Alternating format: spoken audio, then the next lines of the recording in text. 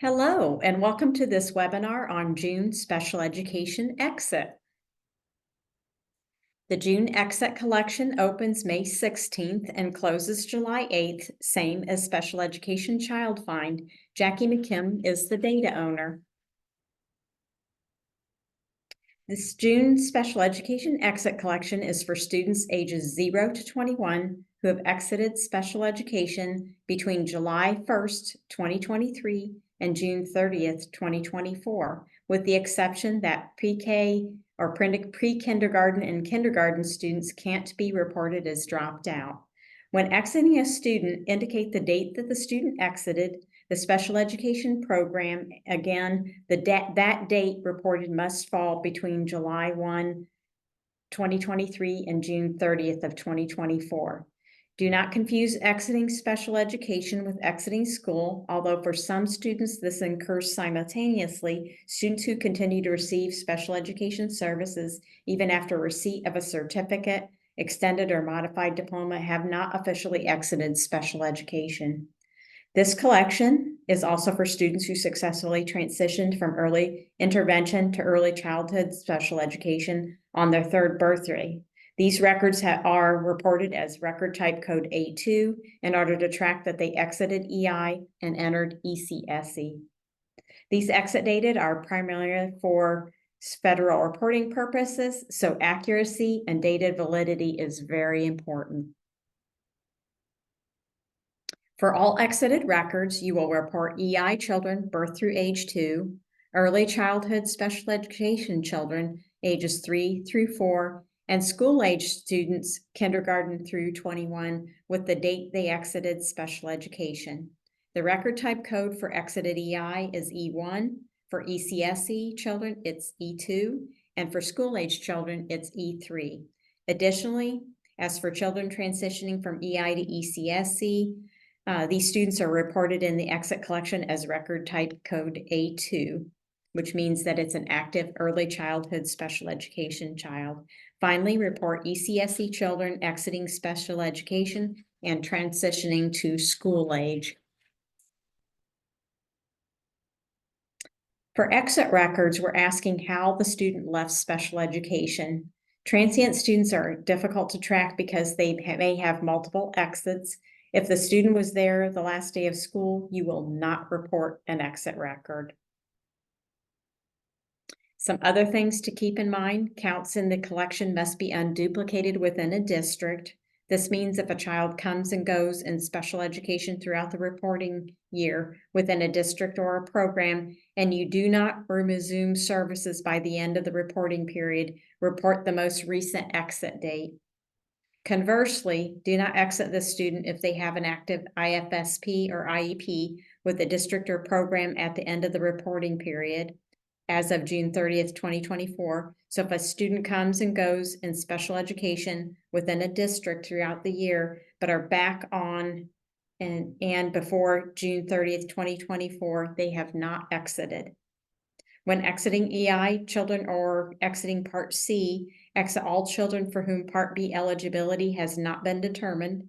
This indicates children who were referred for Part B evaluation, but for whom the eligibility determination was not made or reported by the child's third birthday, or whose parents did not consent to transition planning. When exiting ECSE children, include all children who are no longer eligible for services and all ECSE children transitioning to kindergarten, regardless of whether they are or are not eligible for school-age services. The next 3 slides will show the codes used to describe how a student exited special education. The full descriptions for these can be found in the Process and Content Manual. Exit reason codes 10 through 19 are for children exiting EI programs. Codes 20 through 29 are for children exiting ECSE programs, and codes 30 to 39 are for students exiting school-age programs. We're not going to go over all of these, but we did want to highlight a few. These codes, 10 through 19, are used for exiting EI children. The EI ECSE programs report these data. Code 11, these are children who have been referred for Part B services, but the determination has not been made by their third birthday.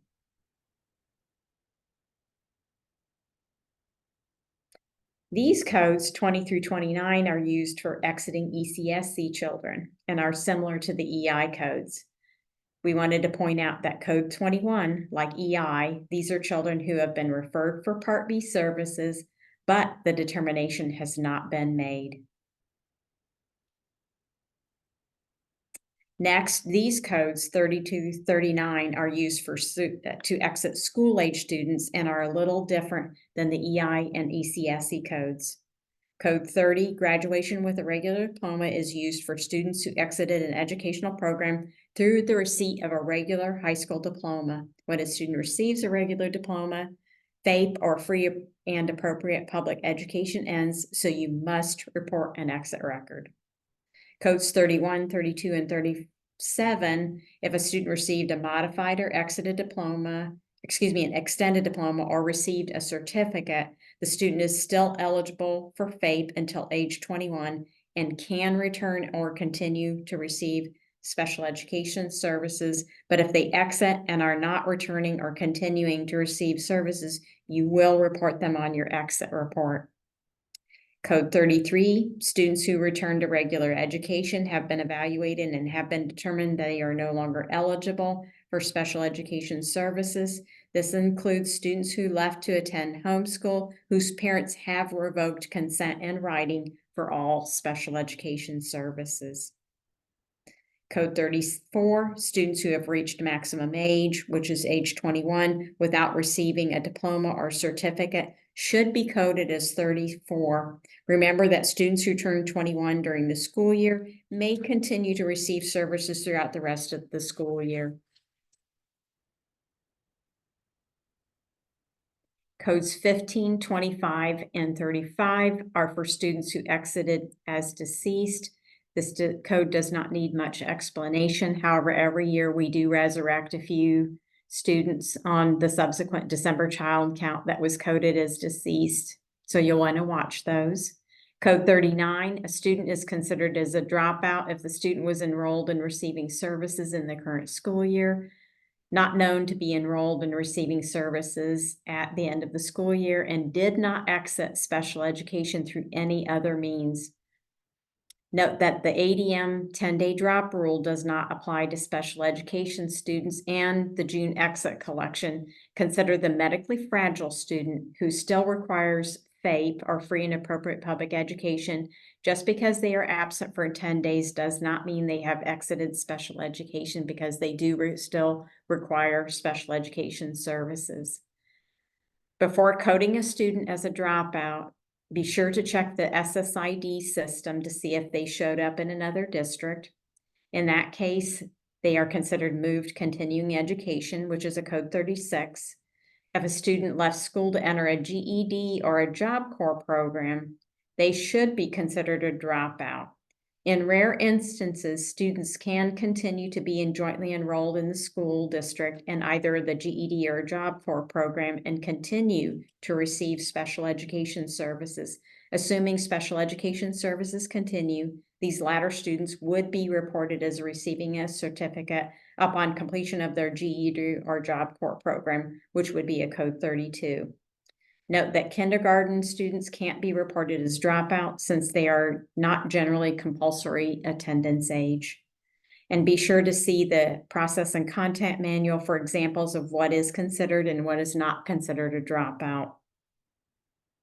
Also, if a student will be turning age 21 and exiting between July 1 and September 1, in other words, during the extended school year, be sure to report as exiting the preceding regular school year. So, for example, if the student will turn 21 and exits on July 3rd, 2024, be sure to report the exit record on the June exit 23-24 using the last day of your school year or June 30th, 2024 as the exit date.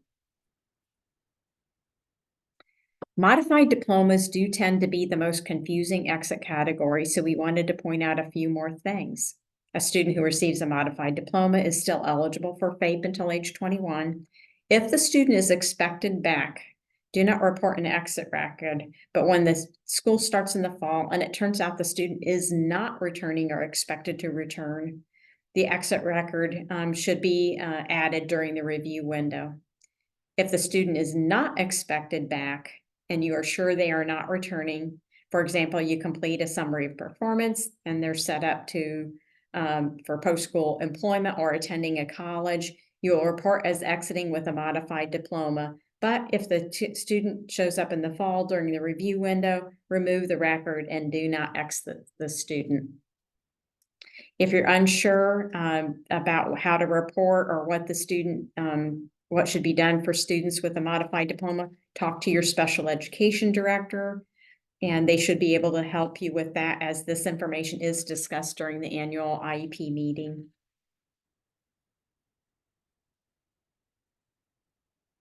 So the first step to enter special education record types E1, E2, or D3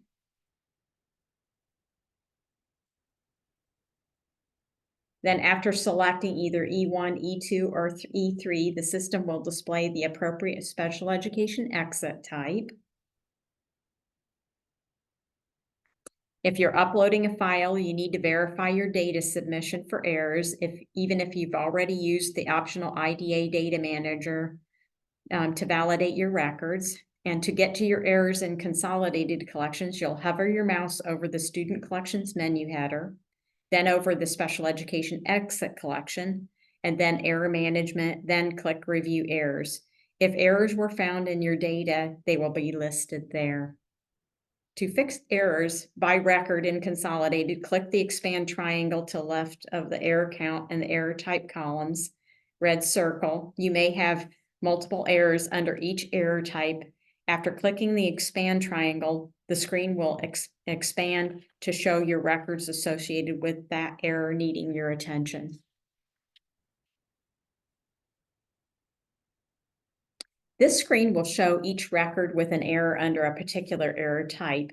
This error indicates that the record being submitted has an early entry to kindergarten flag is not valid for SECC record type, and that the enrolled grade code is not valid for the exit reason code selected. For this record, neither the yes or no box for the early entry to kindergarten flag was checked, and the enrolled grade code is 7 grade, which is not valid for exit reason code 30 SA graduation with a regular diploma.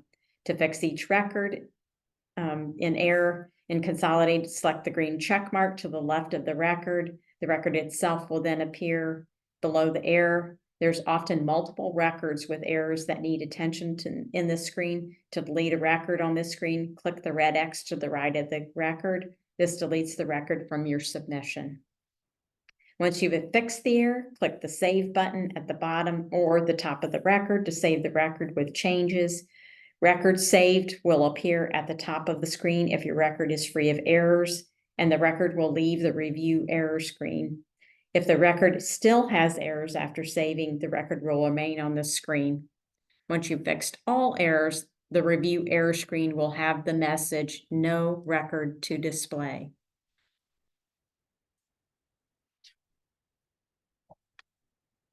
After all errors have been fixed, you need to verify the number of records that you submitted and print the final submission form. This is the easiest step to forget. Some districts upload their data early, but forget to complete this final step. Your submission is not complete until all reports and status tracking have been verified and approved. To complete these final steps, click the Status Tracking tab to view a list of the collections you have access to, like what you see on this slide. Also, be sure to select the correct school year, which you will see just below the Status Tracking tab. This is important because you may be verifying exit records for the wrong school year. To verify your exit records, click on the tiny arrow to the left of the collection name and date, June Special Education Exit Collection 23-24. 4 reports will be listed and will need to be viewed and approved. The 4 reports you need to approve are age at exit by exit reason, disability type by exit reason, race ethnicity by exit reason, and leaver verification. To approve a report, click on the small box to the left of the report name and verify the numbers in the table that appears. If the counts are correct, click on the Approve Report button. The red X to the right of the report will change to a green check mark, and then you repeat for the remaining reports. After approving the 4 reports, the red X's have turned to green check marks. A final submission form button will appear above the report names. Click on the button and print off your submission form, sign it, and scan and email it to our office at the address on this slide. If you're unable to scan and email it, you may mail it to the address on the bottom of the final submission form. There is no need to send it by a registered or certified mail. The schedule of due dates and pertinent collection materials for this and other collections can be found on the ODE district website. Remember, the June exit collection opens May 16th, 2024 and closes July 8th, 2024. There will be a correction period for June exit that will open August 15th, 2024 and will close September 16th, 2024. Look for listserv message reminders from us. The SECC primary language code description was updated for better clarity. So that's the only thing that's what's new for 23-24.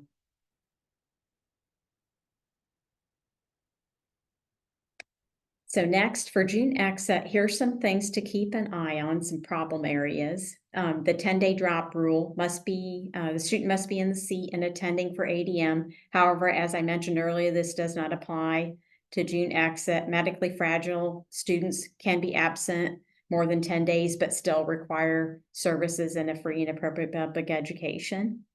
If the student will be turning 21 and exiting between July 1 and September 1, in other words, during the summer or extended school year, be sure to report as exited the preceding regular school year. For example, if the student will turn 21 and exits on July 3rd, 2024, be sure to report the exit record on the June exit 23-24 collection using the last day of your school year or June 30th, 2024 as your exit date.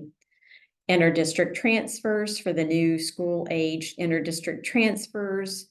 We expect an exit record from the resident district since the responsibility for FAPE will transfer to the attending district and exit that student as moved known to be continuing. Dropped out, always check the SSID system to see if they showed up somewhere else before reporting as a dropout. And if a student has a GED, the exit reason is received certificate, not dropped out. There seems to have been a bit of confusion concerning this. If incorrectly reported as dropped out, it will impact your dropout rate. And last year, quite a few records were not reported in the 2021-2022 June exit.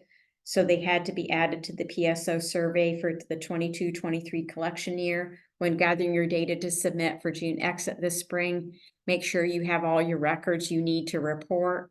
Students who come and can come and go do affect the survey by not being added or excluded. Modified diplomas are often missed, so be sure to add them to your exit submission if they're not returning, even if they are under age 21. If the records need to be added to PSO, then your district will be considered inaccurate for your June exit submission, and we don't want anyone to be found as submitting inaccurate data. Same as for December child count. Be sure to resubmit your final submission form if you do make changes to your submission. And be sure to do that before the collection closes. And we don't mind if you have to resubmit it multiple times. Some other things to keep an eye on for June exit: the race, ethnicity, or English learner flag. If it's not matching the child count or the fall ADM. For JDEP students, both the attending district ID and the SECC resident district ID should be reported as 3476. For YSEP students, both the attending district ID and the SECC resident district ID should be reported as 3477. For LTCT or long-term care and treatment students, both the attending district ID and the SECC resident district ID should be reported as 3559. And here's our contact information. If you have questions about June exit collection, do not hesitate to give us a call. We're here to help. And thank you so much. This concludes our webinar on June exit.